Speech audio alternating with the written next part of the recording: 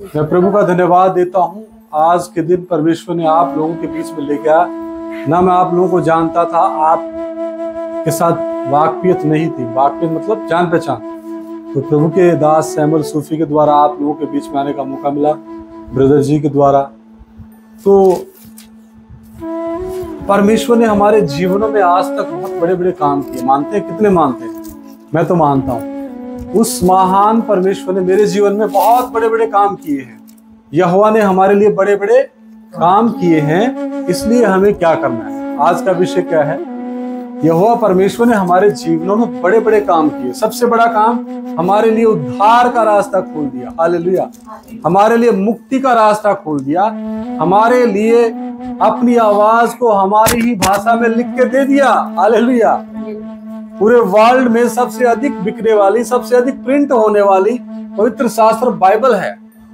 ये किसी धर्म ग्रंथ की पुस्तक नहीं है, ये पवित्र बाइबल है। इसलिए इसके ऊपर लिखा जाता है पवित्र बाइबल या ईसाइयों की किताब। लिखा है ना, इसमें लिखा है पवित्र बाइबल। और ये मेरे जीवन की सबसे पहली बाइबल है, जिसको मैं अपने साथ प्रेम से रखता हूँ। जिससे मैं पहले नफरत करता था, प्रभु यीशु मसीह से मैं घृणा करता था। जितनी नफरत और घृणा नहीं की, आज उससे अधिक प्रभु ने प्रेम से भरा है। और इसका प्रमाण आप लोगों के बीच में है।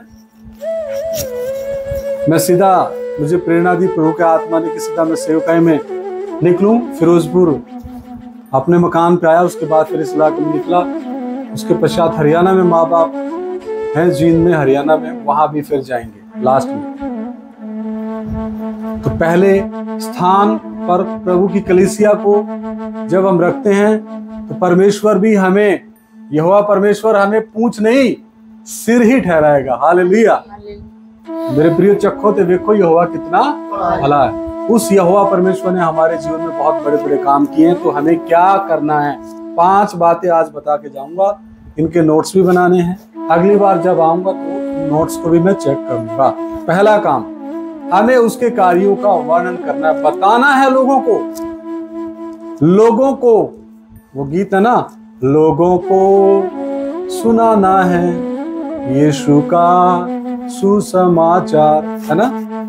तो हमें यहोवा परमेश्वर के बड़े बड़े कामों का वर्णन करना है। पुराने नियम में व्यवस्था की पुस्तक कहती थी कि तू इन वचनों को अपने बच्चों को बताना। वो वचन पहले पढ़ेंगे, तब हम शुरुआत करेंगे। आइए व्यवस्था विवरण की किताब में आइए। द बुक ऑफ ड्यूटरोनॉमी, व्यवस्था दी पोथी 6 बाब, व्यवस्था विवरण की किताब 6 अध्याय, उसकी आयत नंबर 4 से लेके मैं 9 आयत तक पढ़ूंगा। पहले हिंदी में, उसके बाद पंजाबी में। अच्छे से पढ़ना है। पहले मैं हिंदी में पढ़ूंगा। व्यवस्था विवरण की किताब 6 अध्याय, आयत नंबर 4 से 9। The book of Deuteronomy chapter number 6 4 to 9। हे इज़राइल सुन, यहोवा हमारा परमेश्वर है, यहोवा एक ही है।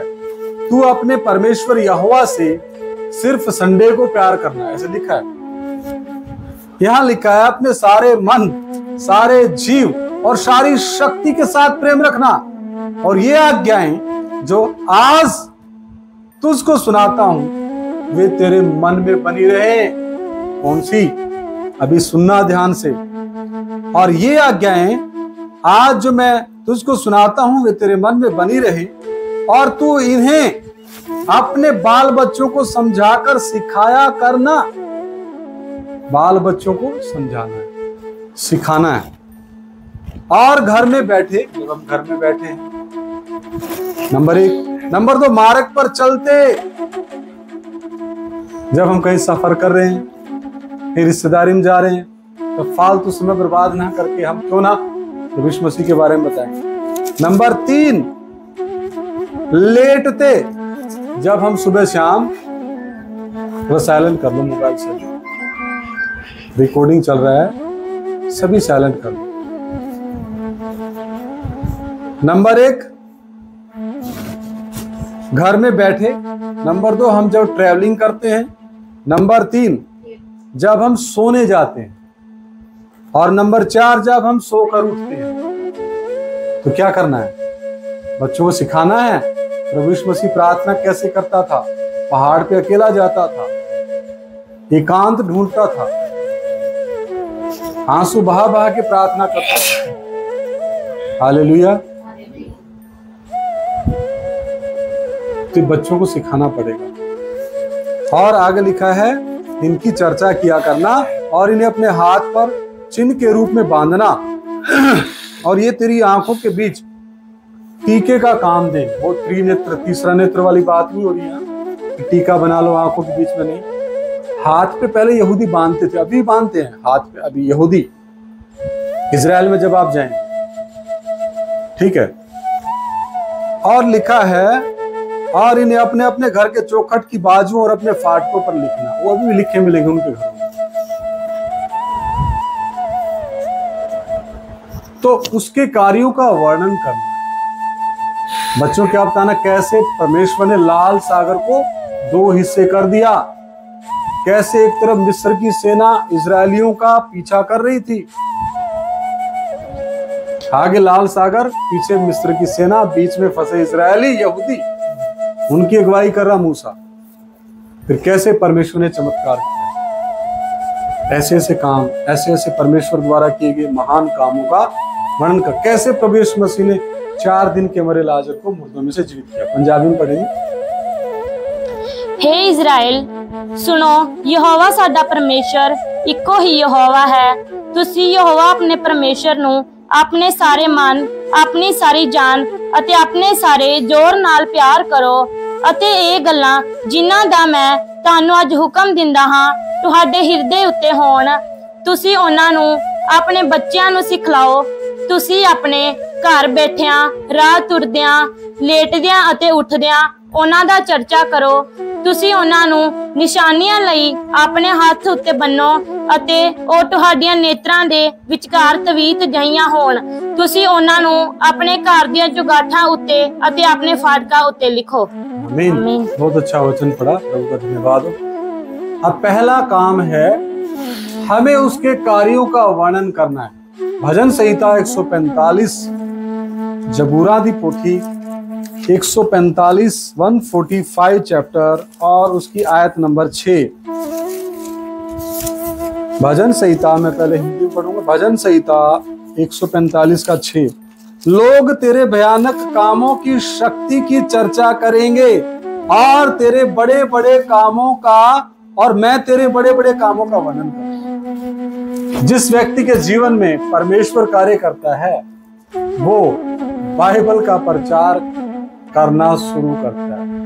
वो बताता कैसे मुझ पापी के ऊपर परमेश्वर की दया हुई, कैसे मुझ घृणित व्यक्ति के ऊपर, महापापी के ऊपर। क्यों? प्रेरित पौलुस कहता है मैं सबसे बड़ा महापापी हूं।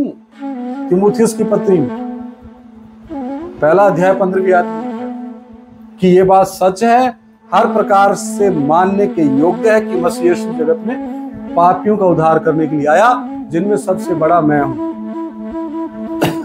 हालेलुया।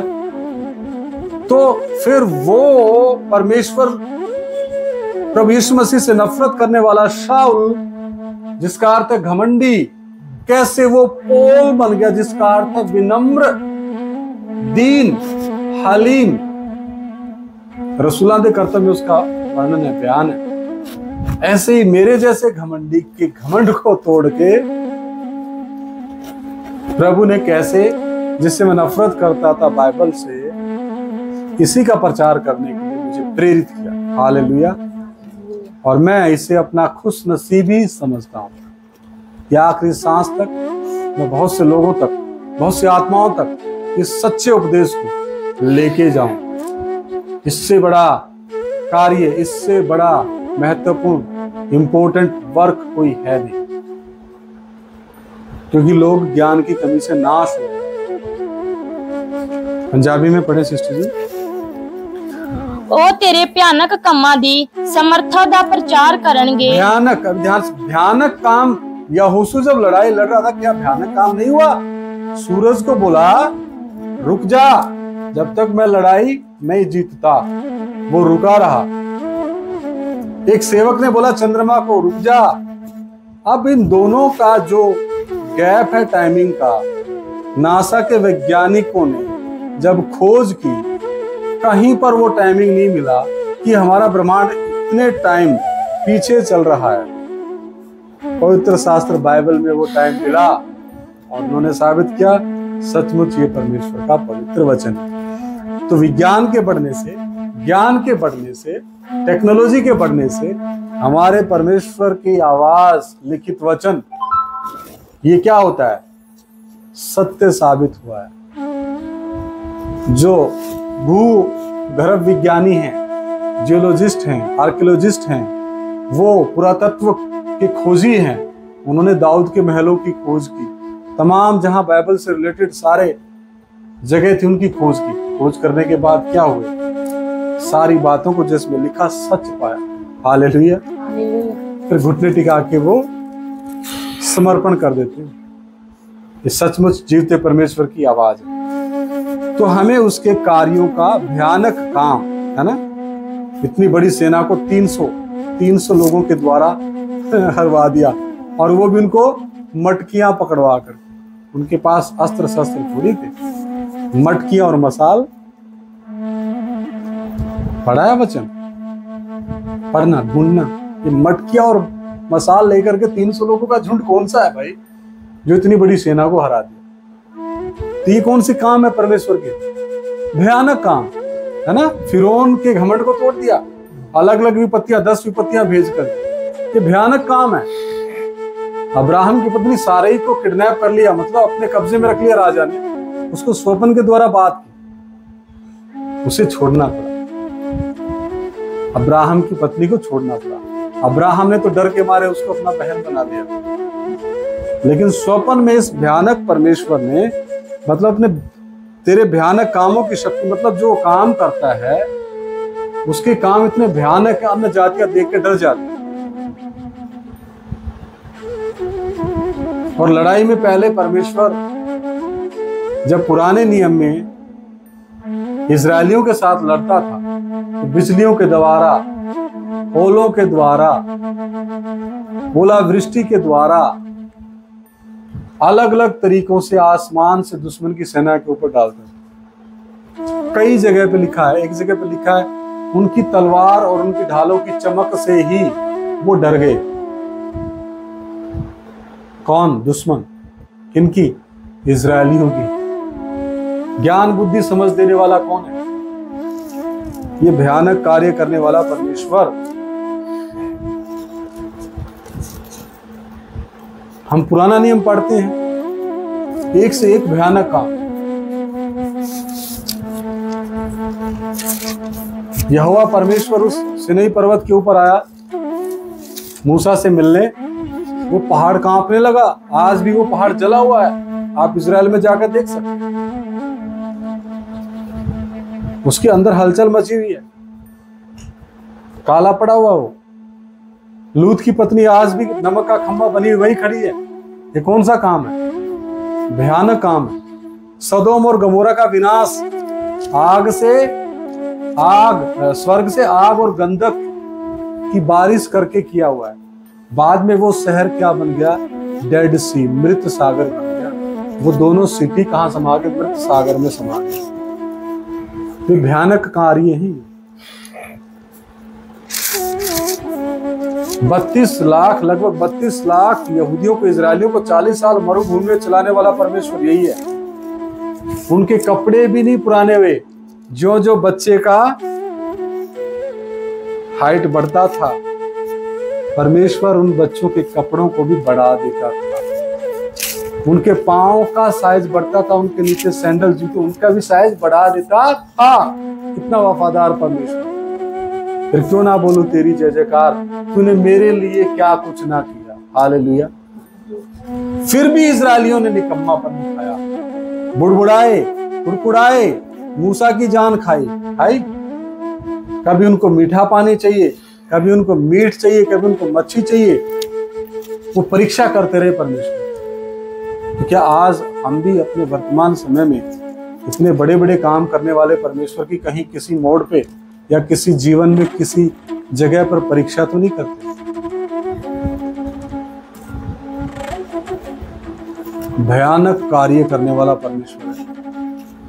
बोलता जो मेरे दास को छूता है, मेरी आंख की पुतली को छूता है, फिर हमें किसी से डरने की आवश्यकता है। हे मौत तेरा डंक कहाँ है?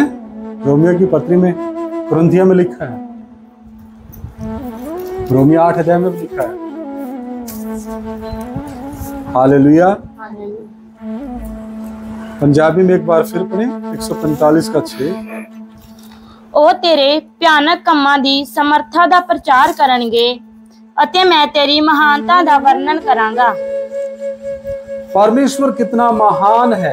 भजन संहिता 19 अध्याय कहता है आकाश मंडल परमेश्वर की महिमा का वर्णन कर रहा है। दिन से दिन बातें करता, रात से रात बातें करता। ना तो उनकी कोई बोली है, ना उनकी कोई भाषा है। हालेलुया। पूरी सृष्टि बता रही है कि मेरा बनाने वाला एक है। वो सृष्टि करता है, बोलता मैं जो हूं सो हूं। और वो सृष्टि करता आकर के उत्तम जो यहाँ पे उसकी चीज थी, यानी मनुष्य जाति, उसके लिए प्राण दे दी। सबसे उत्तम है मनुष्य जाति इस पृथ्वी। उसके अंदर आत्मा प्राण है, आत्मा है, प्राण है, शरीर है। बाकी जानवरों में प्राण है और शरीर है। मनुष्य की आत्मा में 3 चीजें, अंतर्ज्ञान है, संगति है, विवेक है। अंतर्ज्ञान की तमाम चीजों को बनाने वाला कोई ना कोई है। दूसरा विवेक, हाँ की हाँ, ना की ना। जब एक मनुष्य गलत काम करने जाता है तो उसका विवेक उसको दोषी ठहराता है। तू गलत काम करने जा रहा, चोरी करने जा रहा, गलत है। दूसरी आवाज आती है, कौन देख रहा है, कर लो। दूसरी आवाज किसकी है? जो अंदर बैठा है, खुदी, मैं और मेरा, फ्लैश, शारीरिकता। जब मनुष्य दूसरी आवाज सुनता जाता है लगातार, तो पहली आवाज आना बंद हो जाता है। फिर उसका बोलते ना जमीर मर गया, विवेक मर गया। तो आत्मा के अंदर 2 चीज, अंतर्ज्ञान, विवेक। तीसरी है संगति। सिर्फ मनुष्य ही परमेश्वर की संगति की खोज में। समझ में आ रहा? कभी कुत्तों को परमेश्वर को खोजते देखा? या किसी भैंस ने बोला आओ चलिए, या हो आधे भवन चलिए, बोला? क्योंकि उनके अंदर आत्मा नहीं, प्राण है, शरीर। लेकिन हमारे अंदर मनुष्य ही परमेश्वर की खोज में रहता है। हालेलुया। और प्राण के अंदर है 4 बातें। इच्छा, हर एक इच्छा प्राण के अंदर। मन यानी बुद्धि, और भावना, फीलिंग यानी हंसना, रोना, दुखी होना, प्रसन्न होना। चौथी जो चीज है वो बड़ी खतरनाक है, वो है खुदी, मैं और मेरा, और शारीरिकता, फ्लैश। जो अदन की वाटिका में हव्वा के फल खाने के बाद शैतान की आत्मा और हव्वा की आत्मा का मिलन हुआ, उससे उत्पन्न हुआ गिफ्ट है क्या? मैं और मेरा, खुदी, फ्लैश, शारीरिकता, जिससे ये पूरा संसार पीड़ित है। मेरी गाड़ी, मेरा घर, मेरा परिवार, मेरी पत्नी, मेरे बच्चे, मैं, वो बकरी मसीह बन जाते हैं लोग। बकरी की आदत ना, मैं है ना। लेकिन जितने मसीह यीशु को अपना प्रभु मुक्तिदाता करके ग्रहण कर लेते हैं, वो रसूला दे कर्तव्य में लिखा है, पहली सदी की कलीसिया अपनी वस्तु को अपनी नहीं कहती, सब कुछ सांझे का था। पढ़ लो, कहीं बाद में बोलो सट्टे मार रहा है। रसूला दे कर्तव्य निकाल लो। रसूला दे कर्तव्य शुरुआती अध्याय में है, 3 या 4 में। मैं आपको निकाल के बताता हूँ। 4 अध्याय में आइए। 4 अध्याय की 32 आयत से मैं पढ़ता हूँ, 32 से 35। रसूला दे कर्तव्य, the book of acts chapter 4 verse number 32 to 35। रसूला दे कर्तव्य 4 बाप 32 to 35। विश्वास करने वालों की मंडली एक चित्त। कितने चित्त थी? बोलो सभी, कितना? 1 एक चित्त और एक मन की थी। यहाँ तक कि कोई भी अपनी संपत्ति अपनी नहीं कहता था, परंतु सब कुछ सांझे में था। क्या था? क्योंकि मसीह क्या घराना है? परमेश्वर का घराना है। कलीसिया क्या है? परमेश्वर का घराना। परमेश्वर के खून से खरीदी हुई है कलीसिया। आगे लिखा है, प्रेरित बड़ी सामर्थ्य से प्रभु यीशु के जी उठने की गवाही देते रहे और उन सब पर बड़ा अनुग्रह था। उनमें कोई भी दरिद्र ना था, क्योंकि जिनके पास भूमि या घर थे वे उनको बेच बेच कर बिकी हुई वस्तुओं का दाम लाते और उसे प्रेरितों के पांव पर रखते थे और जैसी जिसे आवश्यकता होती थी उसके अनुसार हर एक को बांट दिया करते थे। प्रेरित भी वो ऐसे होते थे, प्रेरित उस पैसे से अपनी एफडी नहीं कराते थे, वो प्रेरित उस पैसे को गरीब विश्वासी भाई बहनों में बांट देते थे, इसलिए कोई गरीब नहीं था। आज काम उल्टा हो गया है। आज मैंने सुना ब्रदर सैमुअल सूफी से एक बहन थी, यहाँ उस सेवक का नाम नहीं लेना चाहूंगा, अपना सब कुछ बिक्री करके उसको पैसे दे दिए सारे। बाद में वो कई समस्याओं से गुजर रही है। ये नहीं परमेश्वर कहता। पहली सदी में सतावट अधिक होने के कारण और उनका प्रभु यीशु मसीह के प्रति प्रेम अधिक होने के कारण वो इन वस्तुओं को तुच्छ समझते थे। इस लेवल पे यदि आना है तो इसके लिए आपको मेहनत बहुत करनी पड़ती है, त्याग बहुत करना पड़ता है। लूका की अंजील में लिखा ना 14वां अध्याय 26 आयत, यदि कोई मेरे पास आना चाहे और अपने पिता, अपनी माता, अपनी पत्नी, अपने बाल बच्चों को मुझसे अधिक प्रेम करता है, वो मेरे लायक नहीं, वो मेरा चेला होने के लायक नहीं।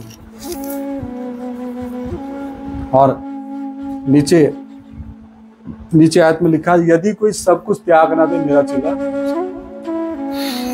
तो त्यागी हुई हालत में रहते थे पहली सदी के प्रेरित। आज के तो इकट्ठा करने वाले हो रहे, जोड़ने वाले, बांटने वाले, जोड़ने वाले और उधर की कलीसिया को उधर तोड़ने वाले। अब मैं आपके बीच में आया हूं, मैं आपको कहीं ना मेरे साथ जोड़ने ना किसी से तोड़ने आया।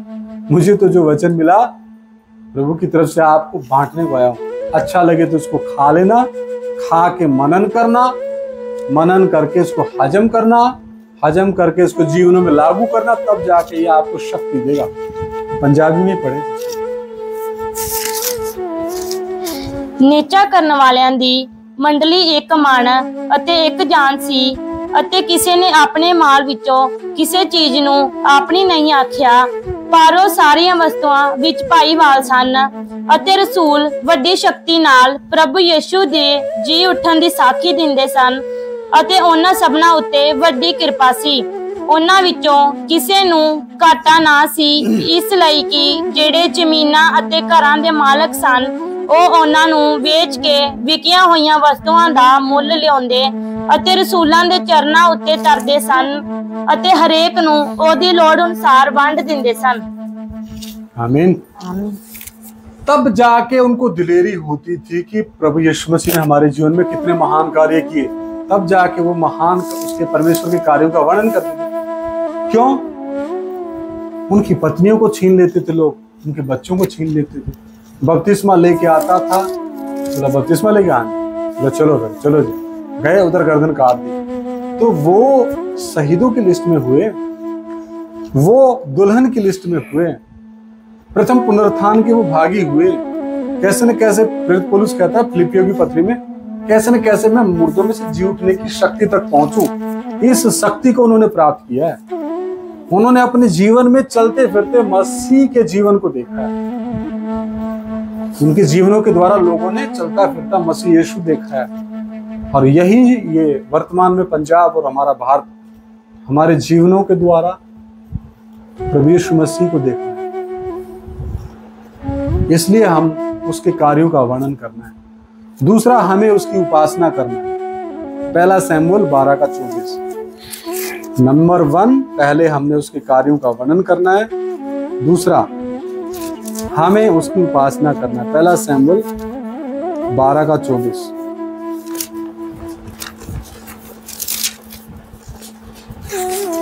केवल इतना हो कि तुम लोग यहोवा का भय मानो और सच्चाई से अपने संपूर्ण मन के साथ उसकी उपासना करो क्योंकि यह तो सोचो कि उसने तुम्हारे लिए कैसे बड़े बड़े काम किए। हालेलुया। जी पढ़े। ਸੋ ਨਿਰਾ ਤੁਸੀਂ ਇੰਨਾ ਕਰੋ ਜੋ ਯਹੋਵਾ ਕੋਲੋਂ ਡਰੋ ਅਤੇ ਆਪਣੇ ਸਾਰੇ ਮਨ ਨਾਲ ਉਸ ਦੀ ਸੱਚੀ ਭਗਤੀ ਕਰੋ ਅਤੇ ਧਿਆਨ ਕਰੋ ਜੋ ਤੁਹਾਡੇ ਲਈ ਉਹਨੇ ਕਿੰਨੇ ਵੱਡੇ ਕੰਮ ਕੀਤੇ ਹਨ। हाँ, ध्यान कब करेंगे? जब हमारे जीवन में परमेश्वर का भय होगा। और जब परमेश्वर का भय आएगा तो हमारे अंदर नम्रताई, आज्ञा मानना, है ना, और परमेश्वर के वचन का अध्ययन करना, मनन करना, पढ़ना और प्रार्थना करना और संगति करना आएगा। और कलीसिया में एक दूसरे की मदद करना, एक दूसरे की उन्नति का कारण बनना आएगा। गिरे हुए को उठाने का मन आएगा। पिछले दिनों यही हम दरिया मूसा में वचन बता के आए कि कोई ना कोई अगर गिर गया तो उसको क्या है, एक मौका तो उठाने की कोशिश करो। वचन में लिखा ना, यदि दो भला हो कि दो जन हो, एक गिरे दूसरा उठाने के लिए उसको होना चाहिए। अगर अकेला ही है, अकेला गिर गया, कौन उठाएगा उसको? वचन कहता है निर्बल को अपनी संगति में ले लो, उसकी निर्बलताई के ऊपर सवाल करने के लिए नहीं, बल्कि उसको मसीह के ढील डोल में और ऊपर लेवल तक ले जाने के लिए। अगला है हमें आनंदित रहना। नंबर एक बात कौन सी थी? हमें परमेश्वर के भयानक कार्यों का वर्णन करना है। दूसरा, हमें उसकी उपासना करना है। तीसरा, हमें आनंदित रहना है। भजन संहिता 126 अध्याय का 3, भजन संहिता 126 अध्याय और उसकी 3 आयत। The book of Psalms chapter 126 verse number 3।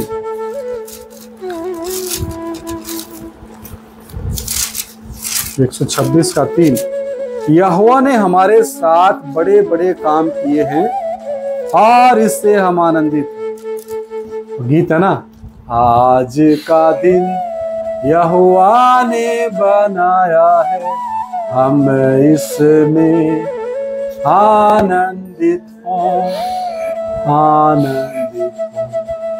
स्तुति प्रशंसा करें, क्यों ना कुछ होता रहे, उसको हम भाते रहें, चाहे जहां भी रहे।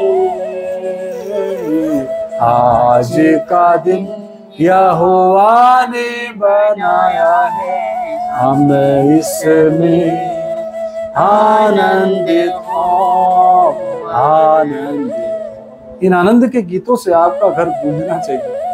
ये नहीं है मर गए, बड़ी गर्मी है ना, बड़ी ठंड है ना, सर्दी।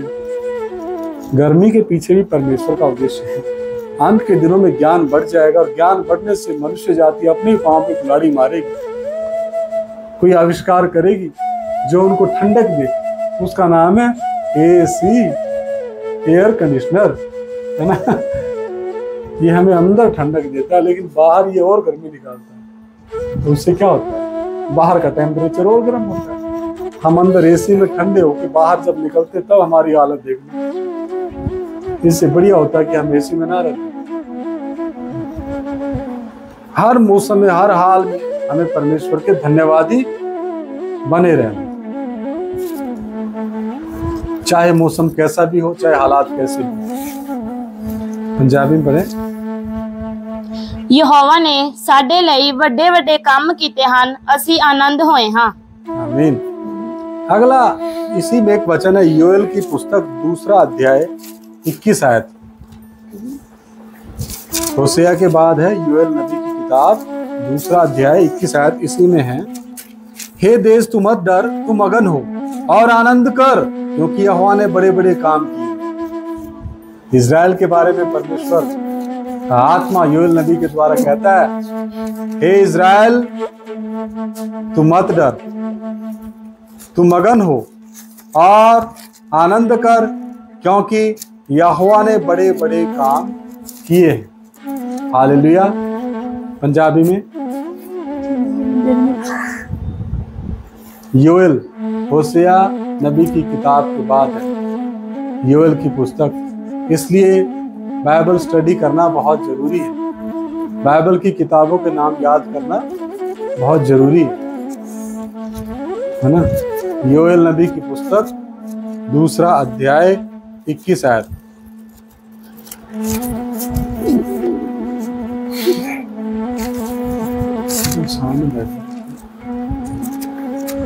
मिला सिस्टर जी? पेज नंबर देख लो। होशेया योएल।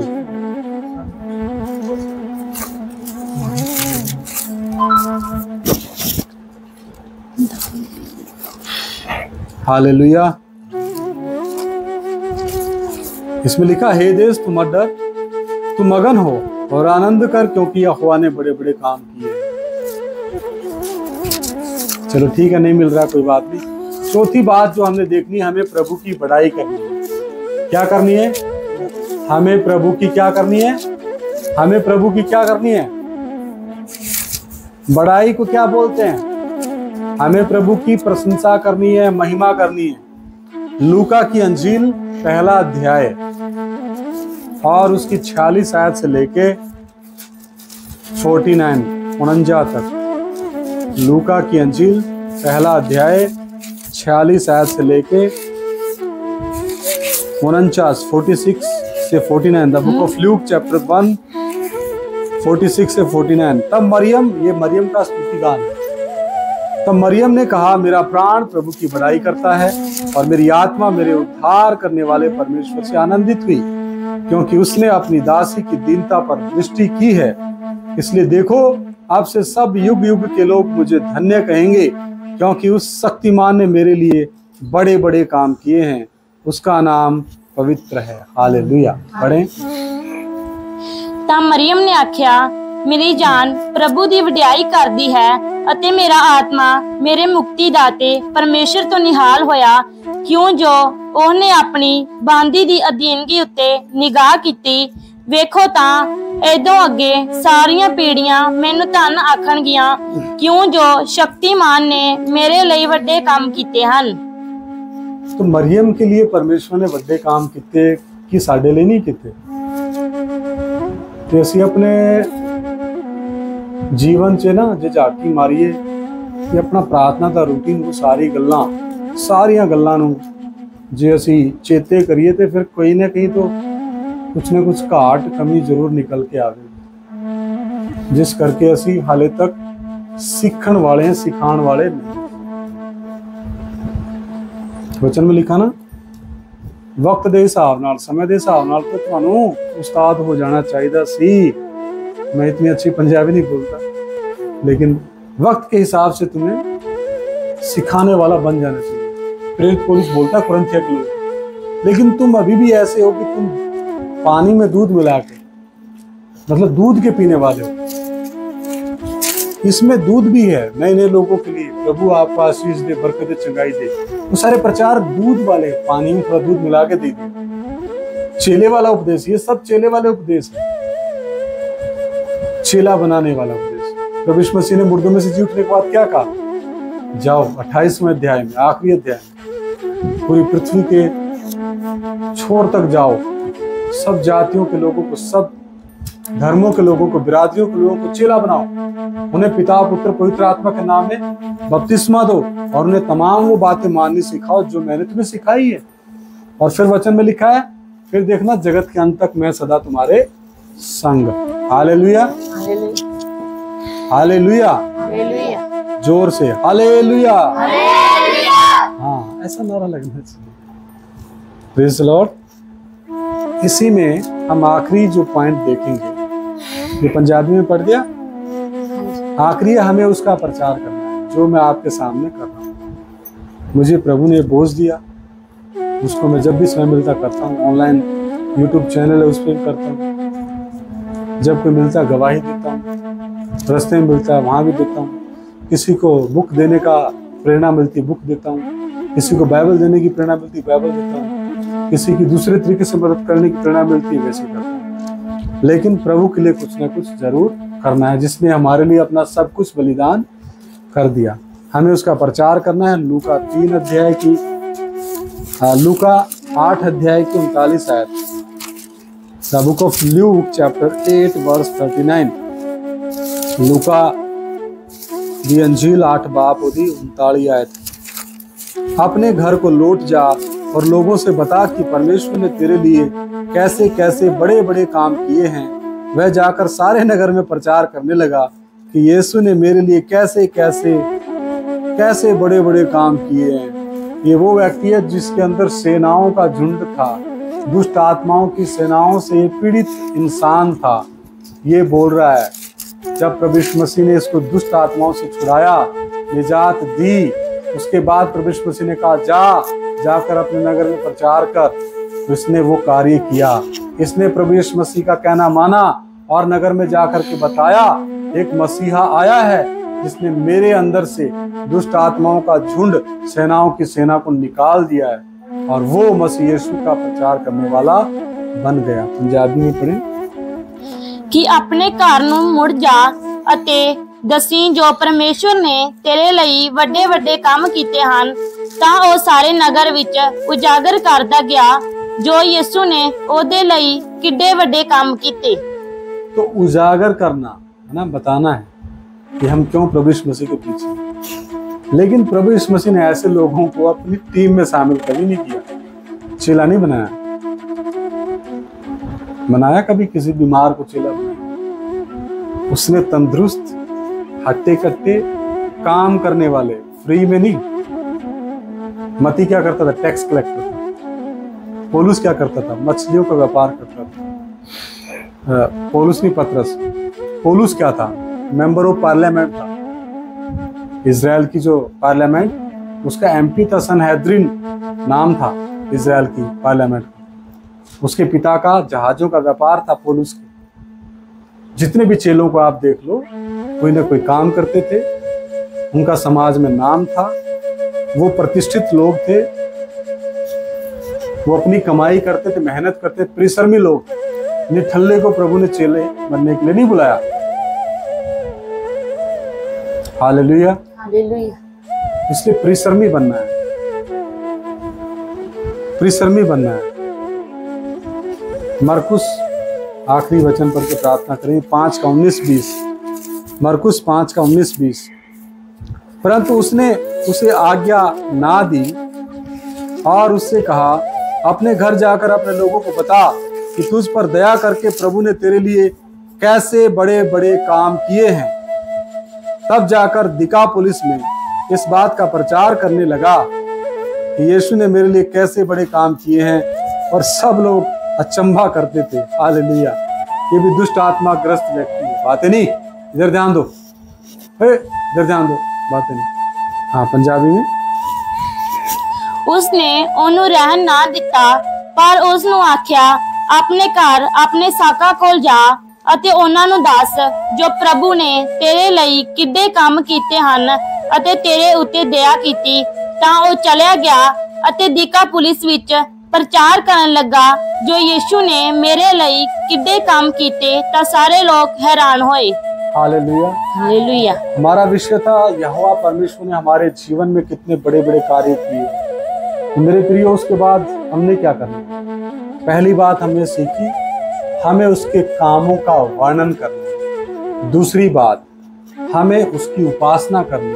हे इज़राइल सुन, तेरे लिए मेरे सन्मुख दूसरे देवता नहीं होंगे। यहोवा परमेश्वर एक ही है, उसी की उपासना करनी है, उसी के बताई जगह पे वेदी पे बलिदान करना है। तो आप लोगों का भी कोई फिक्स प्रभु का दास होना चाहिए। ये नहीं जो मर्जी आ उसके सामने मत्था झुका दो। लो जी, करो दुआ।